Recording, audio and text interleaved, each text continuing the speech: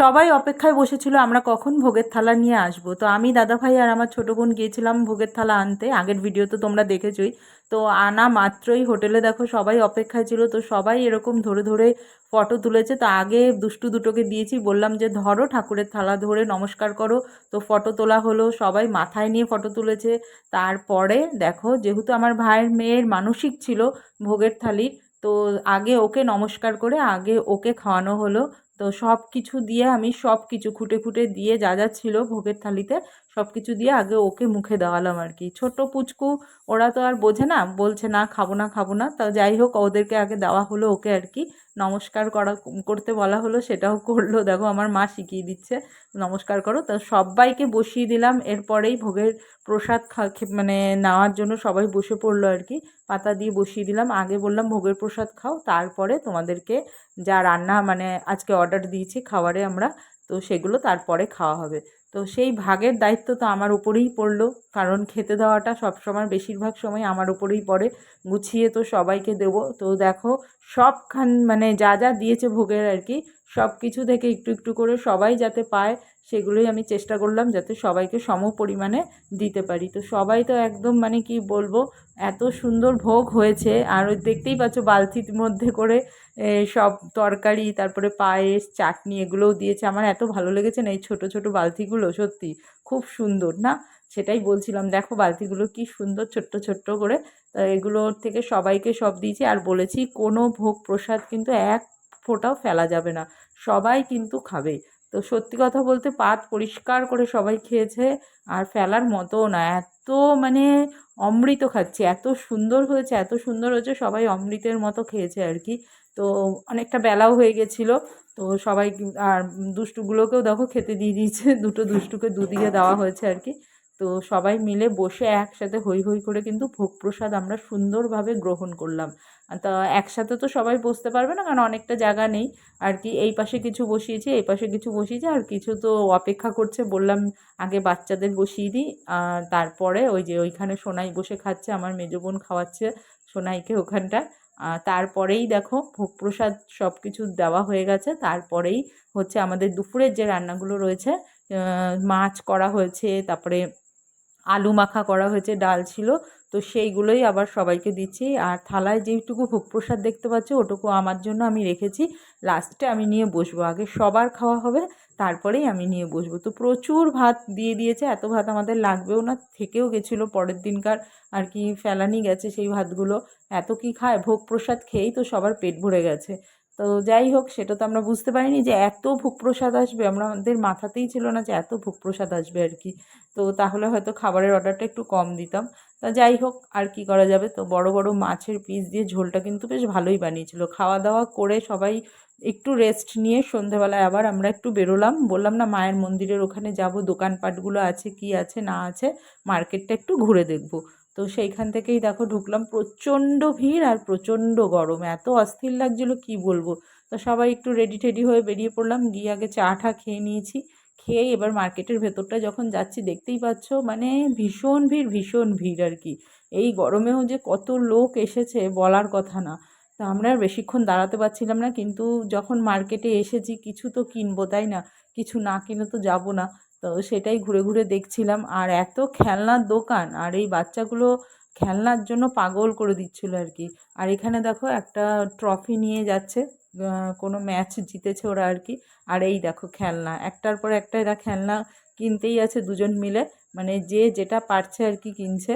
তো সেটাই এনে এনে আবার দেখাচ্ছে। তা আমরা আমরা আর কি তাড়াতাড়ি করে এখান থেকে চলে যেতে চাই, কারণ হচ্ছে যতক্ষণ দাঁড়াবো ততক্ষণই ওরা এরকম কেনাকাটা নিয়ে ব্যস্ত থাকবে। তো দাদাভাই বলছে যে ওদেরকে আগে কিনিয়ে চলো নিয়ে যাই হোটেলে, তারপরে আবার আমরা বলছি না না, যা করার একবারেই করো, একসাথেই যাবো গিয়ে আমরা। তো এখানে ঠাকুরের কিছু জিনিস রয়েছে, সবাই সবাইকে আমরা সেটাই দিচ্ছিলাম, মাকে কিনে দিলাম, মার যেটা পছন্দ। তো সবাই মিলে এসব কেনাকাটা করে ঠরে চলে এসেছি। এসে এই চায়ের দোকানটায় আবার এসে একটু বসলাম চা খাবো বলে। তো চা বিস্কুট নিয়ে আমরা এখানে একটুখানি চা খেয়ে নিলাম, তারপরে আর কি হোটেলে যাব। তো এখানে একটুখানি গল্প টল্প করলাম, আর প্রচণ্ড গরম পড়েছে বললাম না।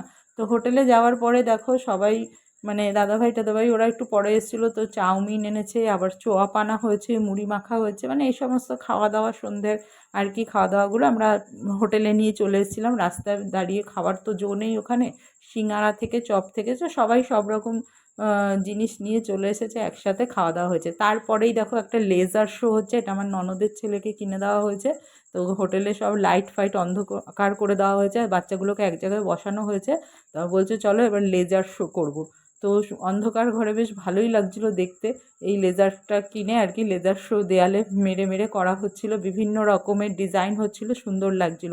আর কিছুক্ষণের জন্য ওরা একটুখানি চুপচাপ বসে এই আনন্দটা নিচ্ছিল। তা ওদেরকে নিয়েও তো একটুখানি আনন্দ করতে হবে সবসময়। আমরা যদি নিজেরা নিজেদেরকে নিয়ে ব্যস্ত থাকি বড়রা, তাহলে বাচ্চাদেরকে কী করে আনন্দ করবে, তাই না? ওদেরকেও তো একটু এন্টারটেনমেন্ট দিতে হয়। তো দেখো তারপরে একটু মিউজিক চালিয়ে দেওয়া হয়েছে, তা ওদেরকেও উৎসাহ দেওয়ার জন্য বলা হয়েছে যে চলো তোমরা কি কি নাচ পারো করো। তো ওরাও এক একজন এক এক রকম যে যেটা পারে সেটা করলো। তো ওদেরকে সময় না দিলে কি হয়। পরের দিন দেখো সকাল হয়ে গেছে, আমরা রাত্রেবেলা খেয়ে দিয়ে তারপরে ঘুমিয়ে পড়েছি। পরের দিন সকাল হয়ে গেছে, বাড়ি যাওয়ার জন্য সবাই রেডি হচ্ছি, কতক্ষণে হোটেল ছাড়বো। তো ভালোই দুদিন বেশ মজা করলাম, সবাই যে যার মতো সব গুছিয়ে টুছিয়ে নিচ্ছি, বোন টোন আমরা যা যে এখানে আছে সবাইকে বললাম সুন্দর করে গুছিয়ে নে। আমিও রেডি হয়ে গেছি। তো সকালবেলা উঠে স্নান সেরে একদম ফ্রেশ হয়ে নিয়েছি, আর হোটেলের ভেতরেই চা এসেছিলো, সেখান থেকেই চা নিয়ে নিয়েছি, নিচে আর নামতে হয়নি চা খাওয়ার জন্য। সেখান থেকে চা নিয়ে আমরা খেয়ে একদম সবাই ফ্রেশ হয়ে গেছি।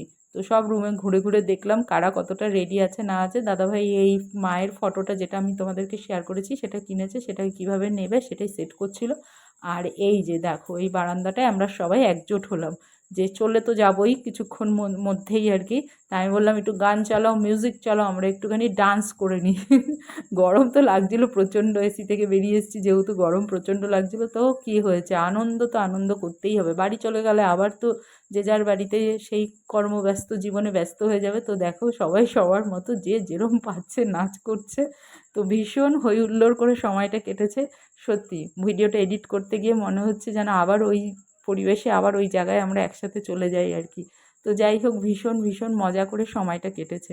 তোমাদের কেমন লাগছে আমার ভিডিওগুলো অবশ্যই কিন্তু কমেন্ট করে জানিও। ভালো লাগলে লাইক কমেন্ট শেয়ার করতে কিন্তু ভুলো না। সবার মধ্যে ছড়িয়ে দিও যাতে সবাই দেখে আনন্দ পায়। তো আমি এরকম টাইপেরই ভিডিও বানাই যাতে সবাই এনার্জি পায়, আনন্দ পায় আর কি।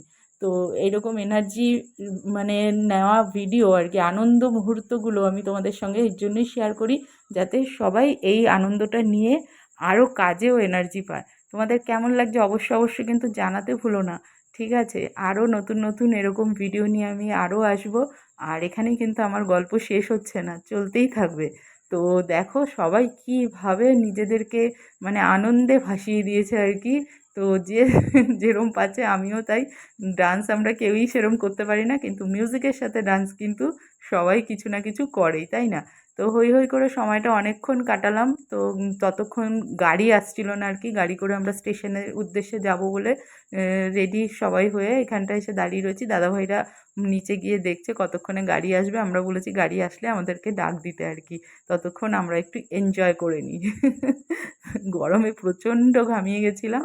আর বাড়ি গেলে গিয়েই তো আর এইসব লাফালাফি ঝাপাঝাপি এগুলো তো আর হবে না। তো চলো আজকের মতো টাটা, দেখা হবে নেক্সট ভিডিওতে। সবাই ভালো থেকো।